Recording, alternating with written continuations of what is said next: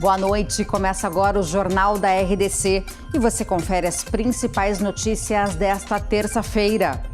Polícia Federal desarticula empresa clandestina que movimentava mais de 700 milhões de reais em criptomoedas em Novo Hamburgo. Manobra da oposição derruba a pauta da Assembleia e deputados não votam projeto do mínimo regional. Câmara de Vereadores de Porto Alegre discute projeto que institui a Declaração de Direitos da Liberdade Econômica. E mais o futebol e a previsão do tempo. Fique conosco, o Rio Grande se conecta aqui.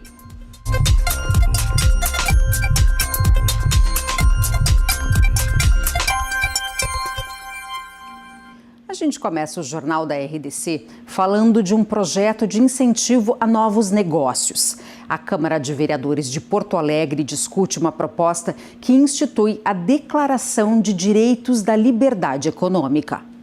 De autoria dos vereadores Felipe Camozato, do Partido Novo, Mendes Ribeiro, do MDB e Ricardo Gomes, do PP, a proposta visa reduzir a burocracia para a abertura de novos negócios. O projeto foi protocolado no início de maio e agora segue os trâmites necessários para entrar na Comissão de Constituição e Justiça da Câmara Municipal de Porto Alegre. Nós estamos fazendo com que o município reconheça que essas pessoas que têm às vezes pequenos negócios, uma costureira, um engraxate, assim sucessivamente, que essas pessoas vão poder trabalhar sem esperar e sem enfrentar a burocracia que é obter um alvará no município de Porto Alegre. Além disso, o projeto faz outros movimentos de abertura, obrigando o município a reconhecer a liberdade econômica das pessoas. A proposta tem como base a medida provisória do governo federal, que deve agilizar os processos burocráticos e garantir a livre iniciativa de negócios no país. A economia, quem faz girar não é o poder público. Quem faz economia, quem faz girar a economia é a população.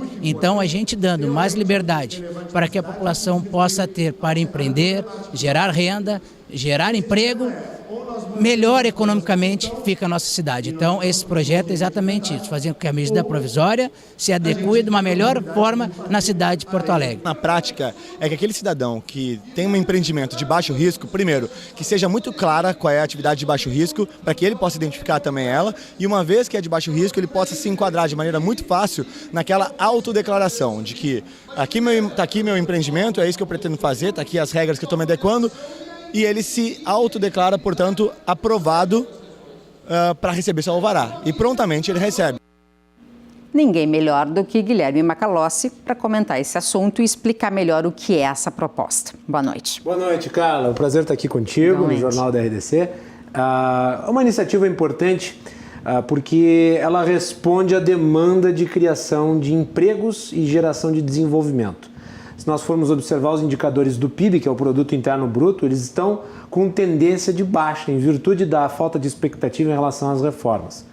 Pois bem, este projeto em si, ele vai de encontro às micro e pequenas empresas. Cria facilitações para a abertura de novos negócios. Diminui a burocracia, ou seja, aquilo que acaba sendo um impeditivo para a geração de empregos.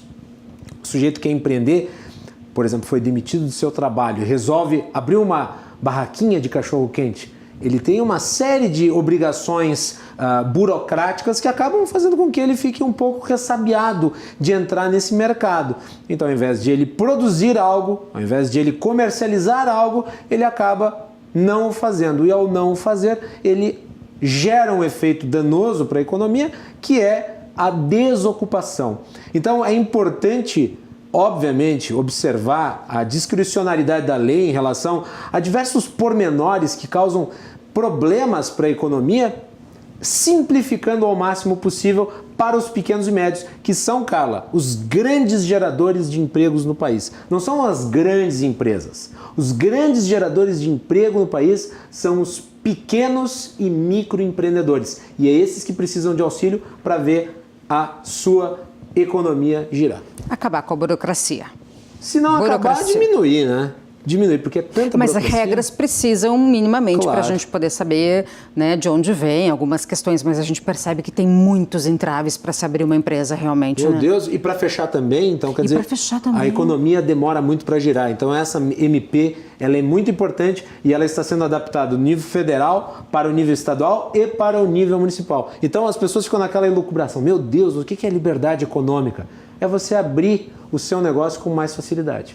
Cruzando de hoje, Sobre um tema polêmico que ficou a ver navios na Assembleia Legislativa, mínimo regional. Vamos estar aqui debatendo sobre esse assunto a partir das 22h30, depois do Jornal da RDC. se criou toda uma expectativa, a gente foi para o plenário acompanhar na Assembleia e mais uma vez Deu nada. não deu em nada. Vai ficar pra uma próxima. Mas é uma discussão importante. Sim, nós vamos debatê-lo aqui.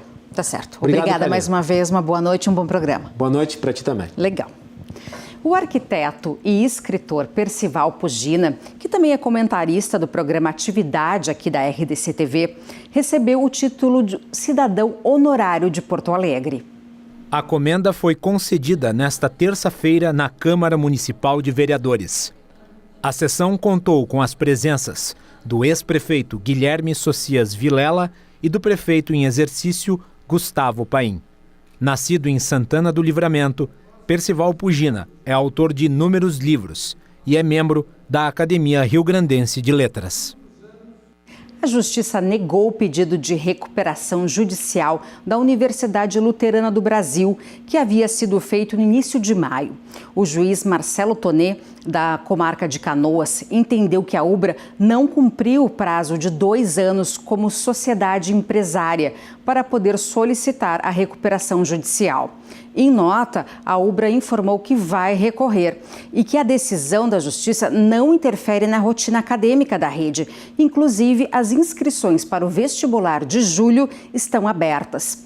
Envolvida em uma crise financeira há 10 anos, a UBRA acumula uma dívida total de 8 bilhões e 200 milhões de reais. É dinheiro. Mais uma semana de pauta adiada. Deputados estaduais não votaram as matérias previstas para hoje, por uma manobra da oposição. Entre as pautas estava o projeto que define o novo valor do piso regional. Pela terceira semana consecutiva, não houve votação em plenário na Assembleia. Na ordem do dia, o primeiro projeto em discussão foi sobre a nomeação de Cláudio Coutinho Mendes para o cargo de presidente do Banrisul. A proposta começou a ser apreciada no dia 7 de maio. O projeto também previa aumento no salário do presidente, que foi questionado pela oposição. 25 parlamentares registraram presença quando a deputada Juliana Brizola solicitou a verificação de quórum. A oposição não conseguiria ter tirado o quórum se não fosse a base aliada, eu acho que isso é muito importante que seja dito. Então eu acho que além da oposição estar desconfortável com o salário, com a questão da privatização, também a própria base aliada acredito que está, como foi dito ali na tribuna por vários deputados, inclusive do próprio partido do governador, o desconforto de estar votando uma indicação onde o diretor do Banrisul vai ganhar mais de R$100 mil por mês. Antes da verificação de quórum, o líder do governo, o deputado Frederico Antunes, subiu à tribuna e solicitou aos parlamentares a aprovação do projeto. E após o Conselho Deliberativo do Banco, venha a Comissão de Finanças para dar explicações sobre os valores. A nossa proposição foi muito clara na tribuna. O objeto da nossa votação hoje era indicações de nomes. Tão logo esses nomes tomam posse, eles certamente são chamados, parte deles, da diretoria, presidência, vice-presidência, para os conselhos fiscal e administrativo. O conselho administrativo é que tem a responsabilidade de formatar e de formular questões complementares, como, por exemplo, a remuneratória. Então, isso não cabe ao parlamentar. Nós ouvimos na tribuna parlamentares falarem em vários números diferentes. E não é o propósito da votação. O propósito da votação é a indicação de nomes. A Polícia Federal e a Receita Federal realizaram hoje uma operação para desarticular uma empresa que teria movimentado mais de 700 milhões de reais em criptomoedas, que é a moeda digital, como o Bitcoin. A sede ficava em Novo Hamburgo. A ação teve o apoio da Polícia Civil. O objetivo da empresa era investir no mercado de criptomoedas e assumir o compromisso de retorno de 15% ao menos no primeiro mês de aplicação. Levantamentos da Receita Federal apresentaram que uma das contas da empresa teria recebido créditos de mais de 700 milhões de reais entre agosto de 2018 e fevereiro de 2019. Os sócios da instituição financeira clandestina apresentaram evolução patrimonial, em alguns casos de menos de 100 mil para dezenas de milhões de reais em cerca de um ano. Agora a gente faz um rápido intervalo e na volta você vai ver as informações da dupla Grenal. Nós já voltamos.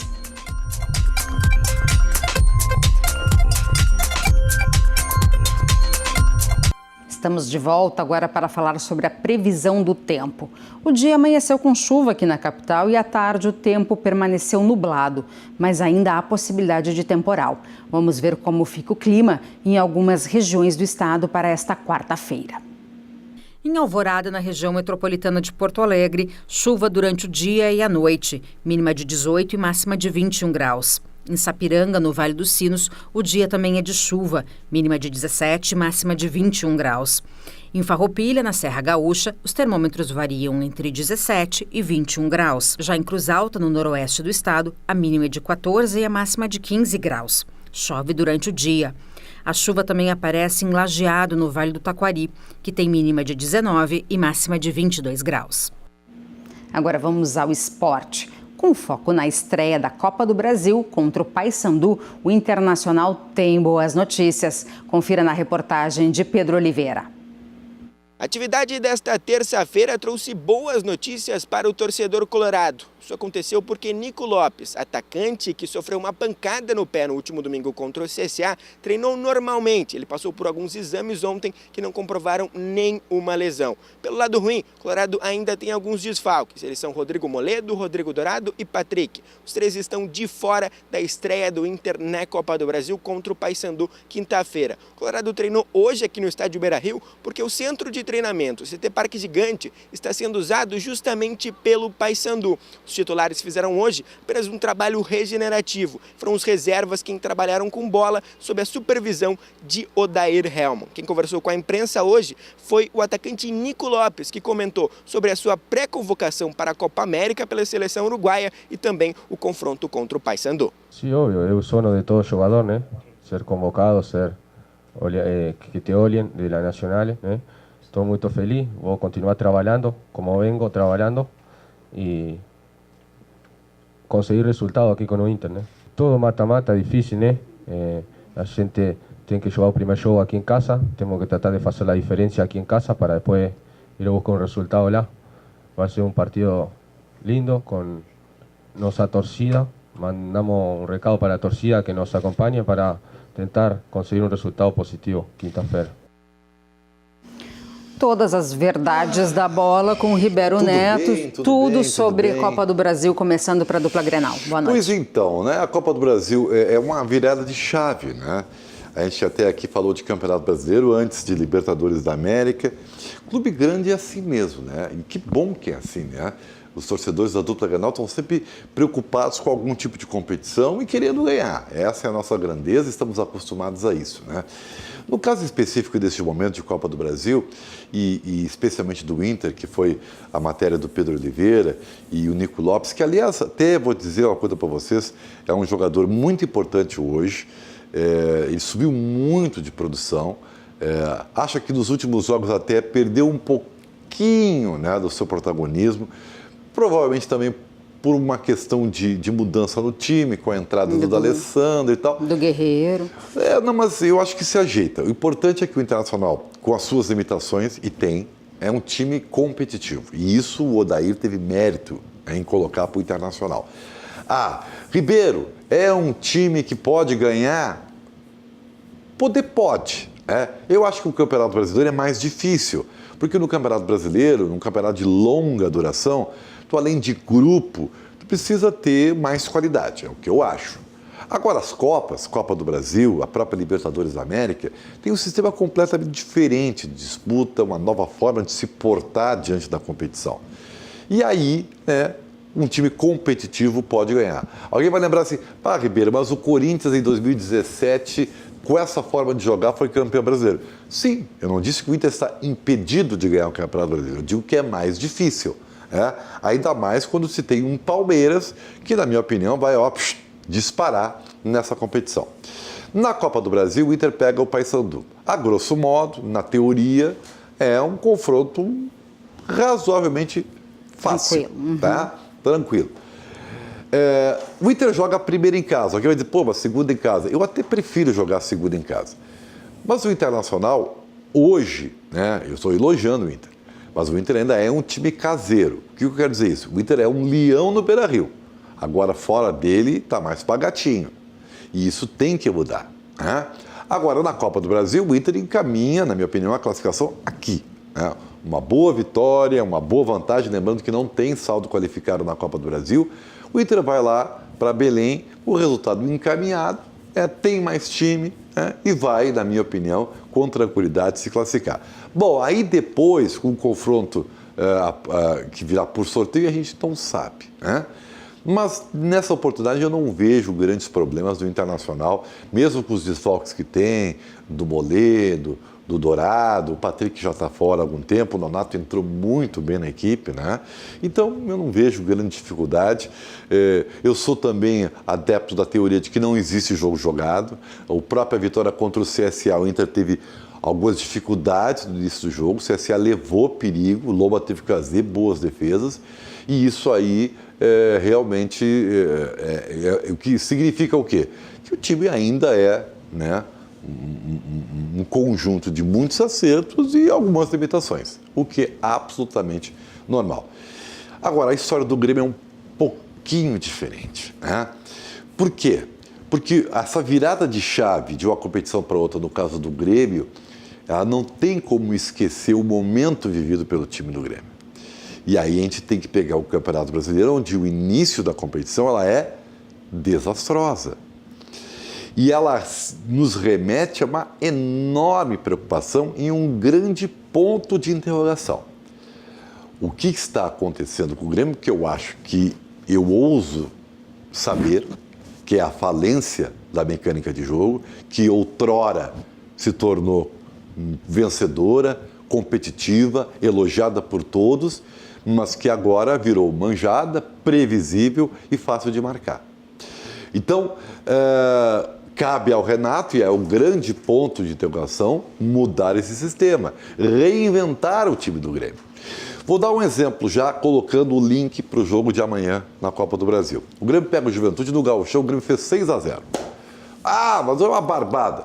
Não, primeiro que aquele jogo foi atípico. O Grêmio fez 1-0, um gol achado, o Juventude teve um jogador expulso e aí se abriu um espaço muito grande para o Grêmio deitar e rolar. Não vai acontecer a mesma coisa. E o Grêmio não está vivendo essa instabilidade técnica, tática e inclusive emocional que está vivendo agora. Então é um jogo completamente diferente. Aliás, hoje, em entrevista coletiva, o Everton, que é hoje o principal jogador do Grêmio, falou a respeito disso. Vamos ouvi-lo. Eu não tive a oportunidade de estar nesse jogo, mas acompanhei e vi que a nossa equipe se portou muito bem, ainda mais com um jogador a mais, quando o jogador da equipe deles foi expulso, a gente soube aproveitar isso, Eu espero que a gente possa ter essa mesma concentração, esse mesmo foco em saber que é mais um jogo difícil, a equipe deles vem bem diferente do que foi aquele jogo, Vem de resultados aí bons na Série C, vem dessa classificação, algo que a gente sabe que dá confiança, e a gente tem que reconhecer que vai ser um jogo muito difícil também. Muito bem. Então, amanhã, 9h30 da noite, Grêmio e Juventude. E eu tenho muita... É que assim, como eu conheço o Renato, e provavelmente ele não vai mudar, entendeu? Agora, pelo menos. Deveria. Eu até dei minha sugestão, humilde sugestão. 3 volantes. Com os mesmos jogadores, mas 3 volantes. Mas como não tem zagueiro, tem muita jogadora de fora, fica mais difícil. Eu reforçaria o meio de campo, daria sustentação defensiva, mas sou eu.